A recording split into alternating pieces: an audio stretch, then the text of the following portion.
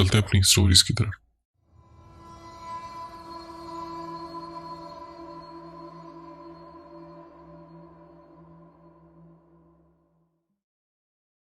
उम्मीद है अल्लाह रब्बुल कायनात की ईमान में खैर व आफियत से होंगे। आप और आपकी हमशीरा के लिए बहुत प्यार और दुआएं, जो अपने भाई को कामयाब होता देखने के लिए जी जान से भाई का हाथ बटा रही हैं, और इनकी अनथक मेहनत आपकी वीडियो में नज़र आती है। बहुत शुक्रिया। अल्लाह आपको और आपकी यूट्यूब फैमिली को हमेशा खुश रखे। अदनान में अपना तारुफ किसी तकब्बुराना ज़ुमरे में नहीं करवा रहा, बल्कि जो कहानी मैं आपको और आपकी यूट्यूब फैमिली को सुनाने जा रहा हूँ, इसके लिए आप और आपके सामीन को हमारी फैमिली बाबत जानना ज़रूरी होगा। मेरा ताल्लुक़ कराची से और मैं सैयद ज़ादा हूँ। मेरे वालिद और वालदा दोनों नबी करीम खातमुन नबी सल्लल्लाहु अलैहि वसल्लम की आल से हैं। मेरे अजदाद ने सऊदीया से इराक, फिर वहाँ से शाम और शाम से ईरान और फिर ईरान से पाकिस्तान हिजरत की थी। मेरे नाना पाकिस्तान के नामूर बुजुर्ग हस्ती गुजरे, जिनका मज़ार आज मुल्तान में वाक़या। मेरे नाना को अल्लाह ने अपने ख़ास इल्म और रूहानी ताकतों से नवाजा था। बाद में ये इल्म मेरी वालिदा को विरसे में मिला और फिर मेरी वालिदा से ये चीज़ मुझ में मुंतकिल हुई।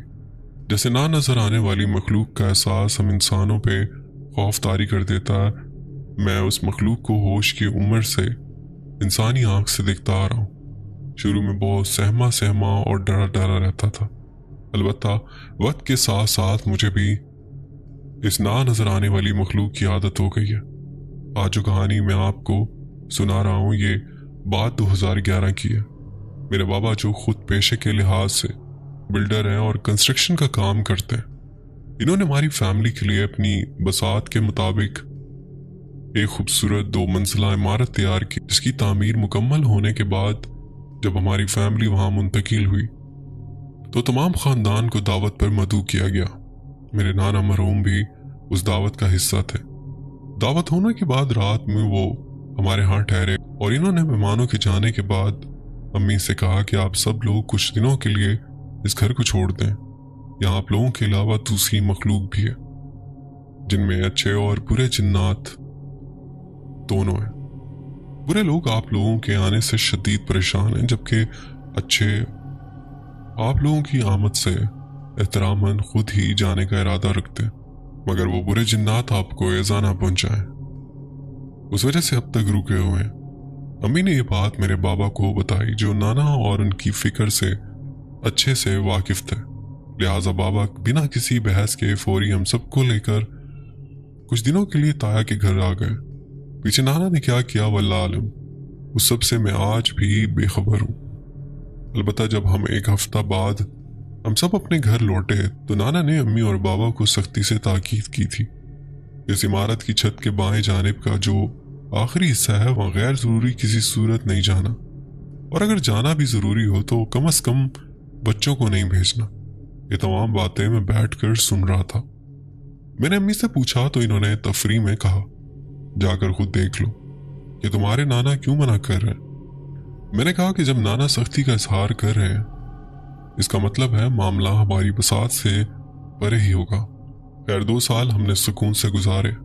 इसके बाद 2013 में कुछ यूं हुआ कि एक रात मैं अपने कमरे में कंप्यूटर पर हेडफोन्स लगाकर फिल्म देख रहा था कि अचानक मुझे हेडफोन्स के अंदर से मेरी छोटी बहन के सहमते सहमते रोने की आवाजें आने लगी। हेडफोन्स के अंदर से किसी दूसरे कमरे से रोने की आवाज आना, और वो भी जब हेडफोन्स में बाकायदा हाई वॉल्यूम पे फिल्म चल रही हो।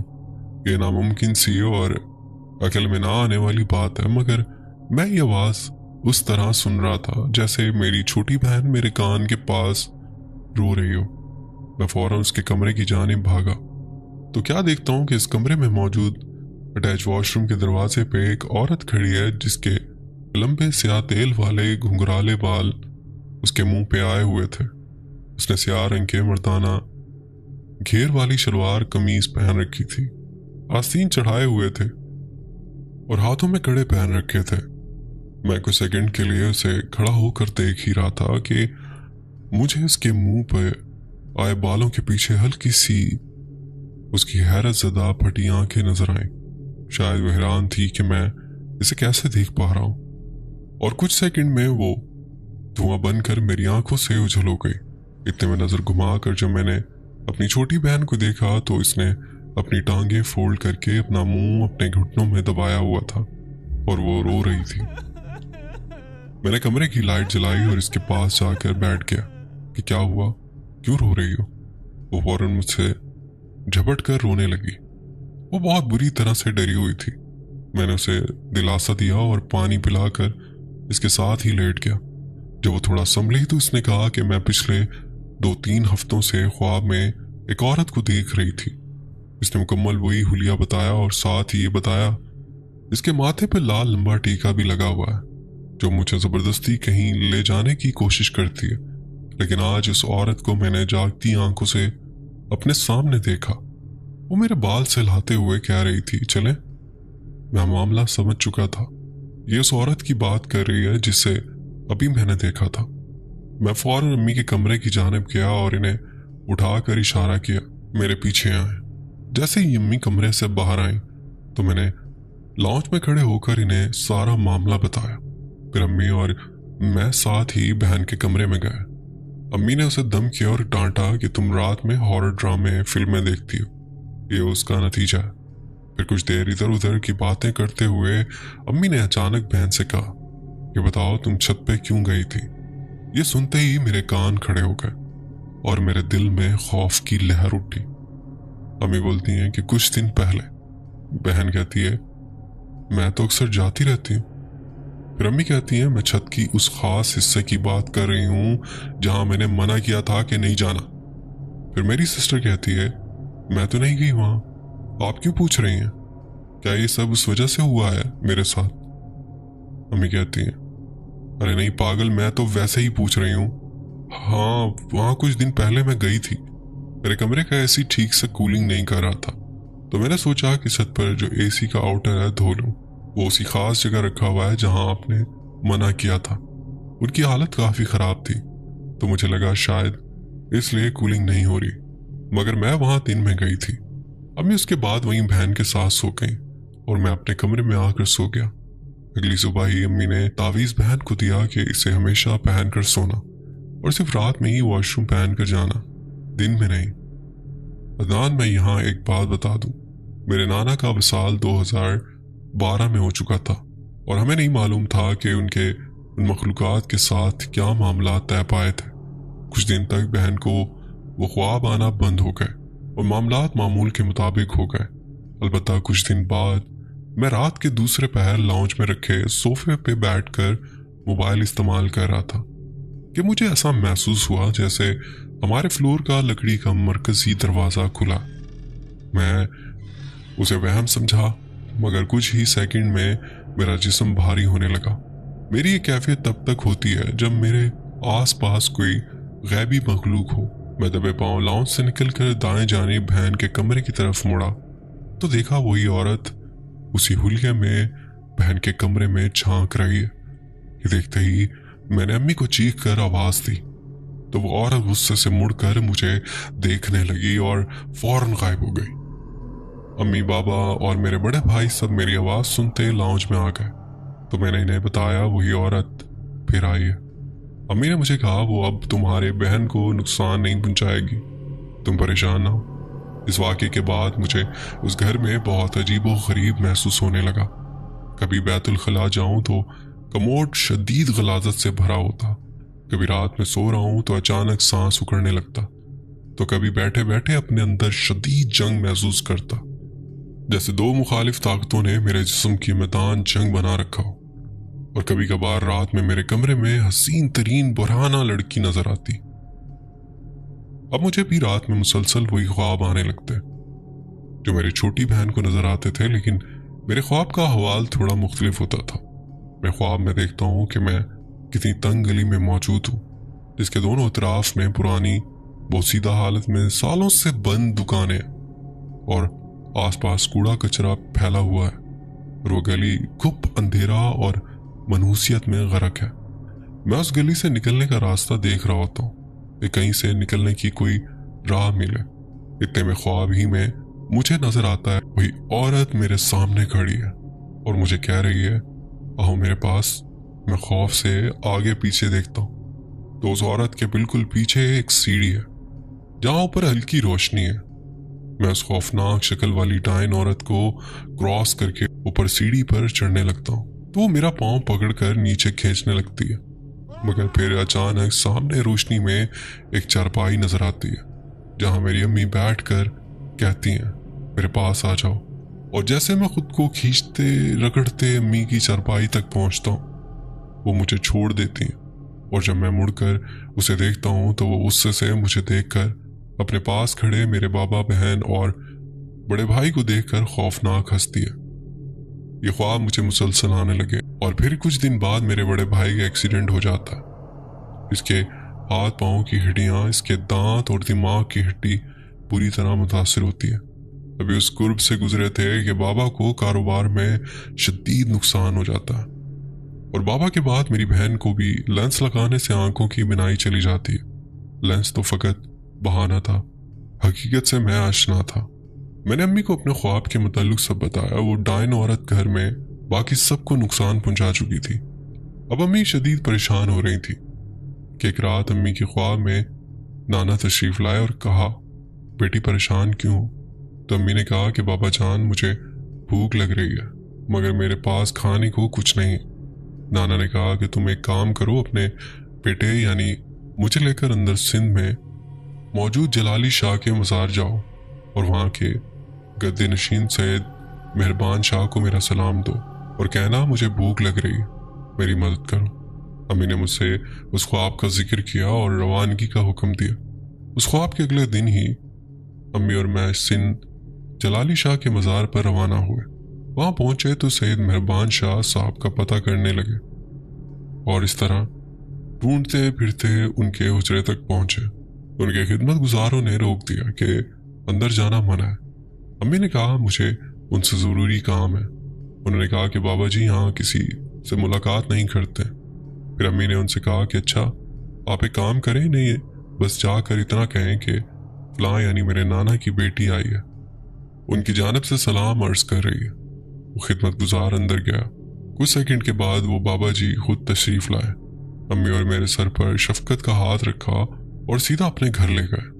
वहाँ हमारी खातिर तवाज़ा की, जिसके बाद इन्होंने कहा बेटी मुझे मामले का सारा इल्म है और मुझे हुक्म पहले ही मिल चुका है, मैं बस आपकी राह देख रहा था। इन्होंने हमारा पता लिया और कहा मैं 2-4 दिनों में खुद आऊँगा। इसके बाद जब हम घर वापस पहुंचे तो ये रात के करीबन 11 बज रहे थे। हम सब सो गए। अदान भाई शायद आपको यकीन ना हो, अगली सुबह इतवार था तो हस्बे मामूल में 8 बजे क्रिकेट खेलने के लिए तैयार होने लगा। जैसे ही घर से बाहर आया तो क्या देखता हूँ, वो बाबा जी सामने ही विराजमान थे। मैंने देखकर हैरान हुआ ये कैसे इतनी जल्दी पहुंच गए। वो अकेले थे, इनके पाँव में जूती नहीं थी और पाँव मट्टी वाले हो रहे थे। कहने लगे बेटा मुझे वजू करना है, बराए करम पानी का लोटा लाओ।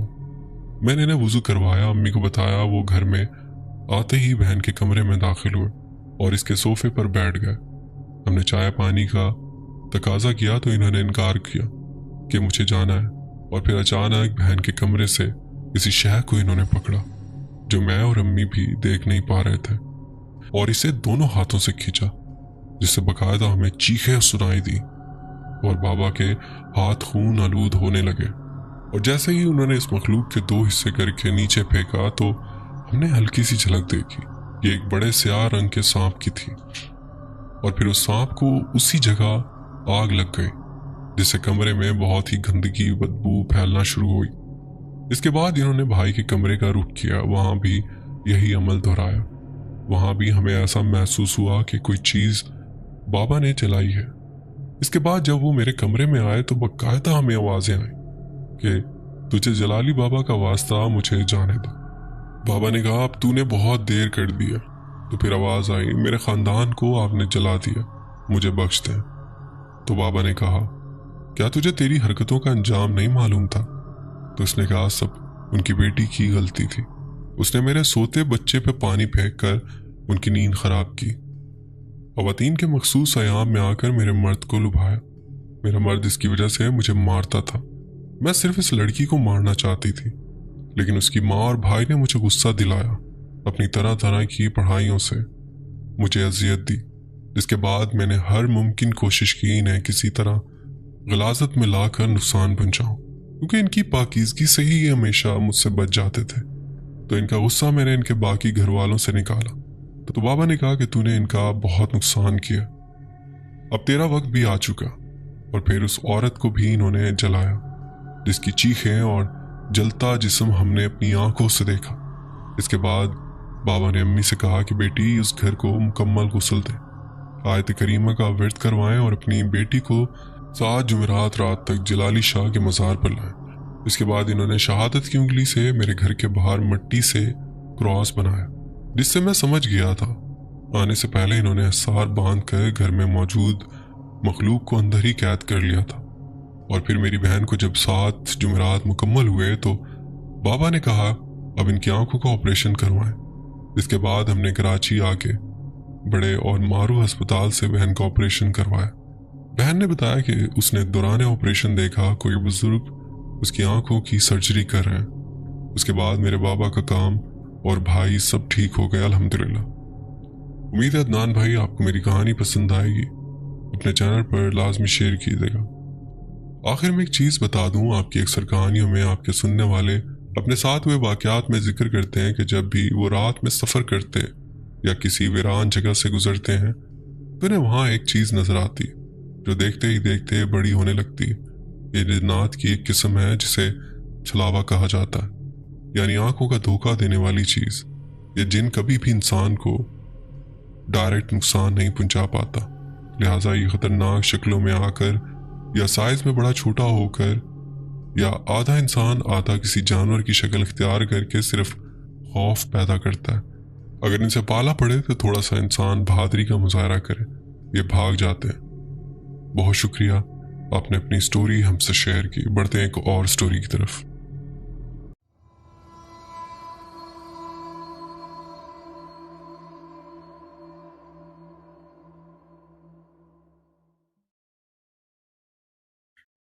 मेरा नाम समीर है और मेरा ताल्लुक गुजरावाला के एक गांव से है और अब मैं ऑस्ट्रेलिया में हूँ स्टडी वीज़ा पर।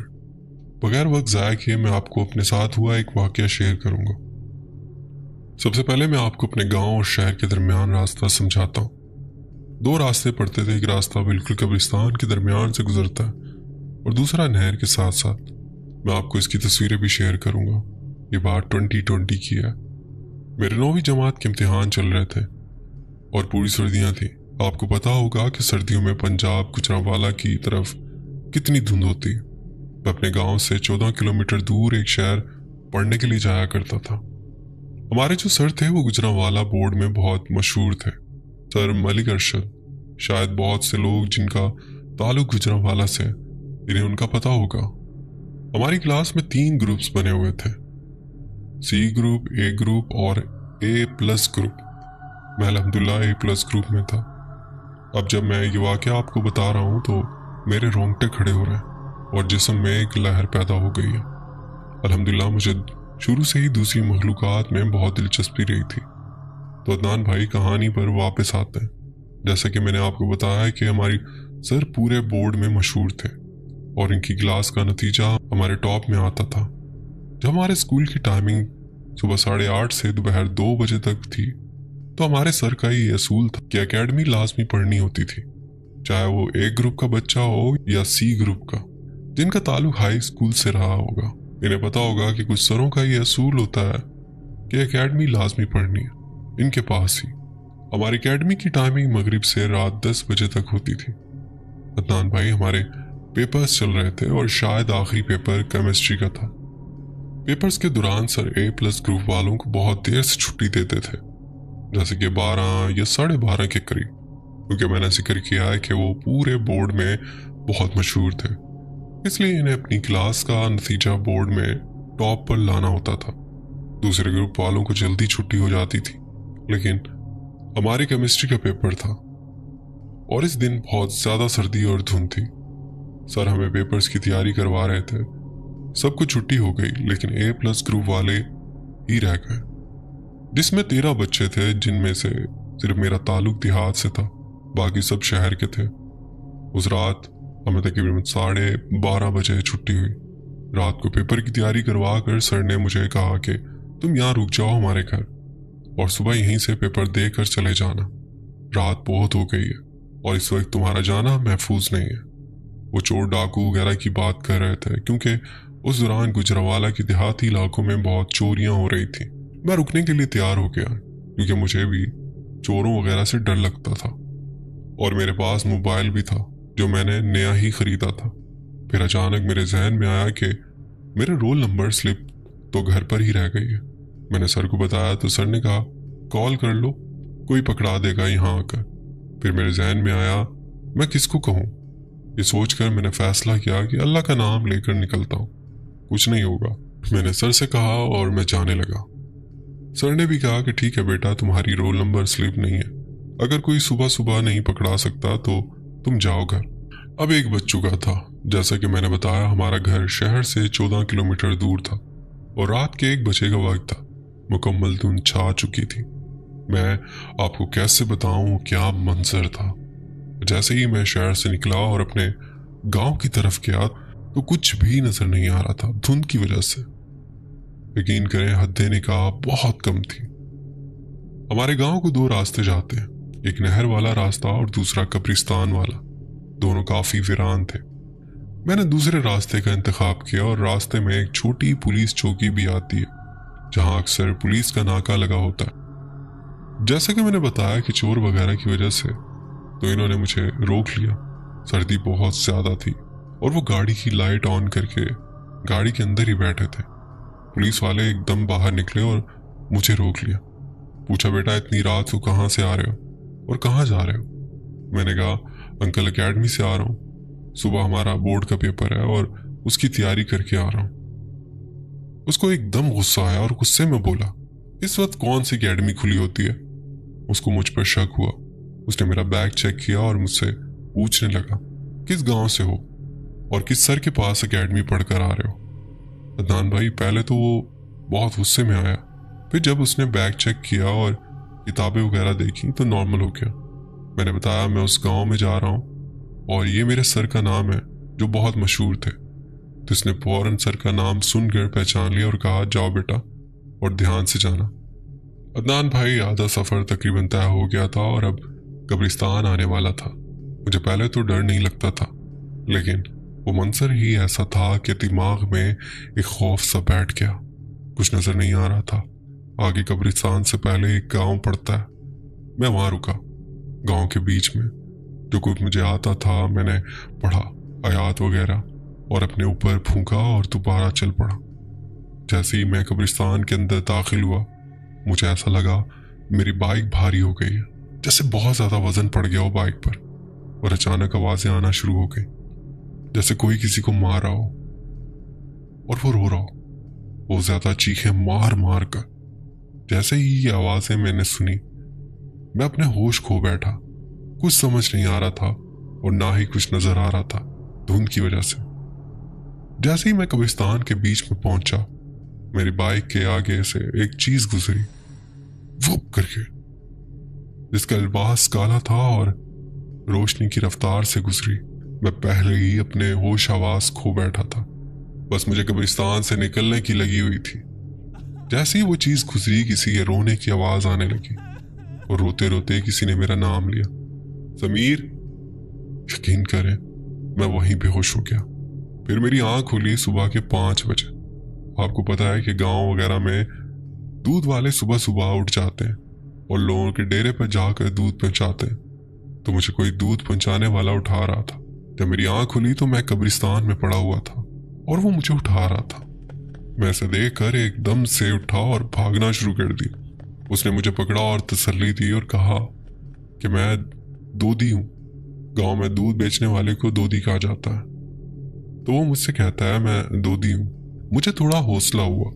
फिर मुझसे पूछने लगा कि यहाँ कब्रिस्तान में क्या कर रहे हो। वो कहने लगा कि मैं तुम्हें देखकर अचानक डर गया था, तुम्हारी बाइक देखी और बैग देखा, तब जाकर मुझे तसल्ली हुई। मैंने डर के मारे रोना शुरू कर दिया और कहा कि प्लीज मुझे मेरे घर पहुंचा दो। उसने फौरन किसी को कॉल की और 5-7 मिनट में 2 आदमी और आ गए। इतने में उसने मुझे दूध निकाल कर पीने के लिए दिया। वो समझ चुका था कि मेरे साथ कुछ गलत हुआ है। जब वो दो आदमी आ गए तो उसने मेरे गांव का नाम पूछा। मैंने अपना और अपने वालिद का नाम बताया। फिर उन अंकल ने उन दो आदमियों से कहा कि इसको घर छोड़ कर आओ। वो मुझे मेरे घर ले गए। उस वक्त मेरे घर के सब लोग जाग रहे थे और मेरी अम्मी तो रो रही थी। जैसे ही इन्होंने मुझे देखा, फौरन मुझे गले लगाकर रोने लगी।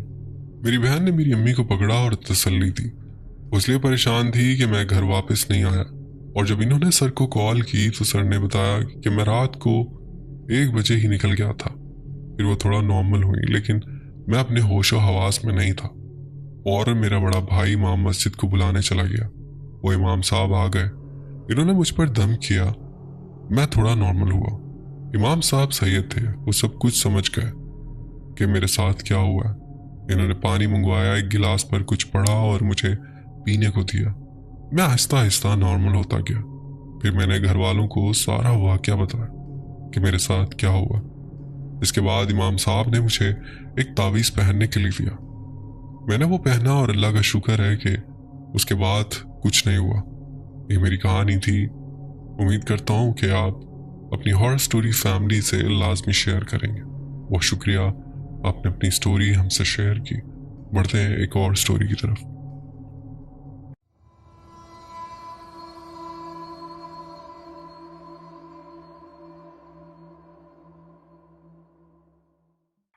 मेरा नाम हुसैन है और मैं लाहौर से हूँ। मेरे साथ जो वाकया पेश आया वो मुझे आज तक याद है। मैं आपका पुराना सब्सक्राइबर हूँ। ये बात 2023 की है, जब ईद की छुट्टियां थी। मैं अपने दादा के गांव छुट्टियां एंजॉय करने गया। गांव का नाम मट्ठा टुआना है। खैर, ईद का पहला दूसरा दिन बहुत अच्छा गुजरा। दादाजी के घर में बहुत साल बाद अकेले मिलने गया था। ईद के तीसरे दिन मुझे जॉब से कॉल आई कि सुबह हर हाल में आना है। नान भाई, मैंने वो कॉल रात 9 बजे सुनी और सुबह 4 बजे वहां से अड्डे के लिए गाड़ी जाती थी। मैं रात 3 बजे वहां से पैदल ही निकल गया। 15 मिनट का रास्ता था। मैंने सोचा कि सिगरेट लगाकर खुद ही अड्डे तक पहुंच जाता हूँ। इस रास्ते में कब्रिस्तान भी है जिससे गुजर कर जाना होता है। मौसम भी अच्छा था। मैंने दादाजी को सलाम किया और निकल गया। वहां गांव में रात गए कोई कन्वेंस नहीं मिलती, तो मैं पैदल निकल गया। बाहर जब निकला तो जानवरों की आवाजें ही सुनाई दे रही थी और सन्नाटा था। काला अंधेरा था और मैं अपने मोबाइल की लाइट के साथ निकल रहा था। खैर, मैंने उसी दौरान अपने दोस्त को कॉल की। उससे बातों में मशगूल हो गया और चलता रहा। आगे जो होना था वो मेरी सोच में नहीं था। मैं कब्रिस्तान के पास आया तो मुझे पीछे से चलने की भारी कदमों की आवाज आई। मैंने इसे नजरअंदाज किया। सन्नाटा इतना था कि मैं बता नहीं सकता। थोड़ा आगे चला, दोस्त की कॉल भी कट गई। मैं क्या देखता हूँ कि कब्रिस्तान के कोने पर कोई सफेद लिबास में मलबूस बैठा है और हिलता जा रहा। मैंने गौर किया थोड़ा तो मैं डर गया। जिस तरह वो चीज थी मुझे वहीं से गुजरना था। मैंने समझा कि शायद कोई अपने अजीज की कब्र पर कुछ पढ़ाई कर रहा होगा। जब मैं थोड़ा और पास गया तो दान भाई घुर्राने की आवाज आ रही थी, जैसे कुत्ते और शेर की मिक्स आवाज हो। मेरी टांगें कांप रही थीं और मैंने कांपती जुबान से पूछा, आप कौन है?" इसके बाल खुले थे। वो खड़ी हो गई और जोरदार मर्दाना आवाज में चीखी, इतना जोर से कि कुत्ते भौंकने लगे। मैंने डरते हुए इसके चेहरे पर मोबाइल की टॉर्च मारी। चेहरा सारा कटा हुआ था, आंखों से खून बह रहा था और इसकी आंखें सुर्ख थीं। वो मुझसे कह रही थी, "चलो मेरे साथ", और जोर जोर से हंस रही थी। मैं वहीं फंस गया। आवाज क्या, मेरा जिस्म भी ना हिला। मैंने आयतल कुर्सी पढ़ी, जैसे तेज तेज करके, और भागा भी नहीं जा रहा था। और हवा में उसके पांव थे। वो मेरे पीछे आ रही थी और बहुत क्रीपी हंस रही थी। मैंने जोर से अल्लाह का नाम लिया और एक घर की रोशनी के पास आकर खड़ा हो गया। वो वहां से गायब हो चुकी थी। इसके बाद मैंने कभी अकेले बाहर जाने का सोचा भी नहीं। अगर कहानी पसंद आई हो तो लाजमी शेयर कीजिएगा। बहुत शुक्रिया, आपने अपनी स्टोरी हमसे शेयर की। बढ़ते हैं एक और स्टोरी की तरफ।